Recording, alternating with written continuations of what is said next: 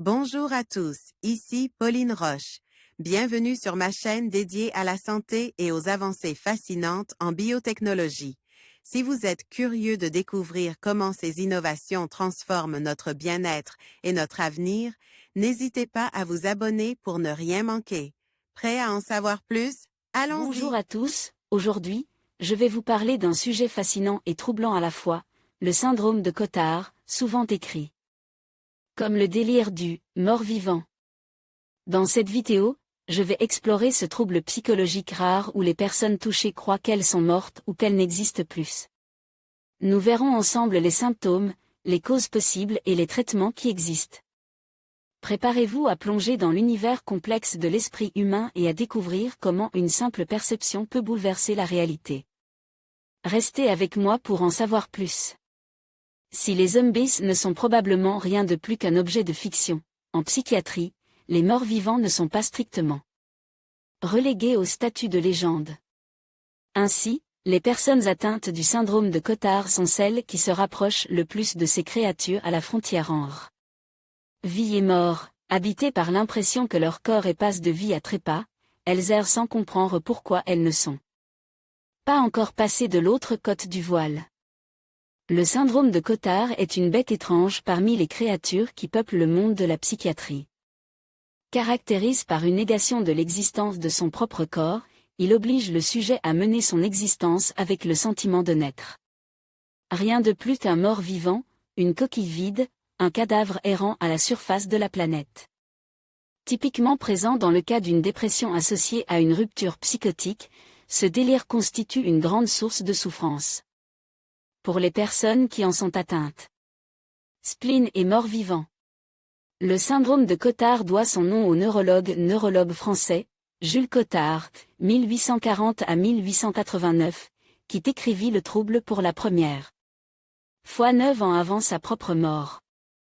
Il le désigna comme un trouble dépressif accompagne de mélancolie, d'anxiété, d'idées de damnation ou de rejet, d'insensibilité à la douleur, de négation de l'existence de son corps et, une fois sur deux, de délire d'immortalité. Le trouble fut catégorisé comme l'hypomanie, un terme introduit en 1819 par un autre Français, Jean-Étienne Esquirol, pour qualifier un état dépressif caractérisé par une profonde mélancolie et pouvant évoluer en obsession morbide ou en folie dépressive. Le syndrome de Cotard touche majoritairement les sujets jeunes, et particulièrement les femmes. Google Art projette aujourd'hui, le syndrome de Cotard est divisé en 3 types, dépression psychotique caractérisée par de l'anxiété, de la mélancolie, de la culpabilité et des hallucinations auditives, type I, avec un délire hypocondriaque et nihiliste, ainsi que l'absence d'un épisode dépressif, type 2, accompagne de dépression, d'anxiété, d'hallucinations auditives, de délire d'immortalité et de non-existence, ainsi que d'un comportement suicidaire. À cause de ces idées délirantes et de ces altérations, il n'est pas rare que les patients se mettent physiquement en danger. Tandis que certains cesseront de se laver, d'autres perdront la perception de la douleur ou iront jusqu'à s'affamer, ne voyant pas l'utilité de nourrir un corps mort. Une étude publiée dans le journal PubMed en 2009 évoquait le cas d'un patient convaincu de sa propre mort et inquiet du fait qu'on ne l'avait pas encore en terre. Une femme de 46 ans avait l'impression constante de n'avoir aucune identité ou de soi, et d'être seulement un corps sans contenu. Racontent les chercheurs. En outre, elle était convaincue que son cerveau était absent, que ses intestins n'étaient plus là, et que tout son corps était translucide. Elle refusait de prendre un bain ou douche parce qu'elle avait peur d'être soluble et de disparaître dans le siphon. Le syndrome de Cotard, un trouble bien pris en charge.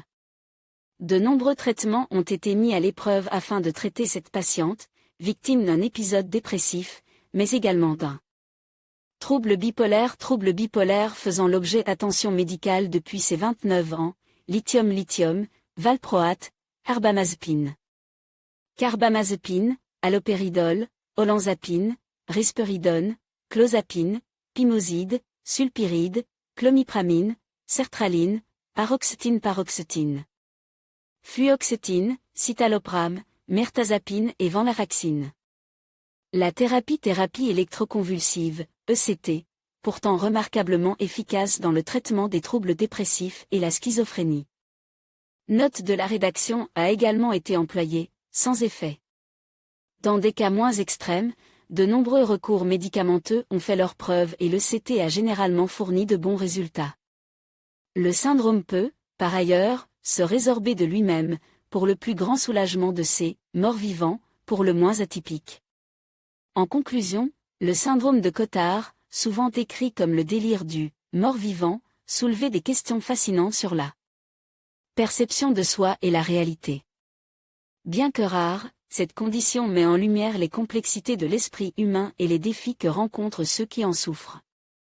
La compréhension et la sensibilisation à ce syndrome sont essentielles pour offrir un soutien adéquat aux personnes touchées. En continuant à explorer ces phénomènes, nous pouvons mieux appréhender les mystères de la santé mentale et promouvoir une approche plus empathique et informée. Merci de votre attention et à bientôt pour de nouvelles découvertes.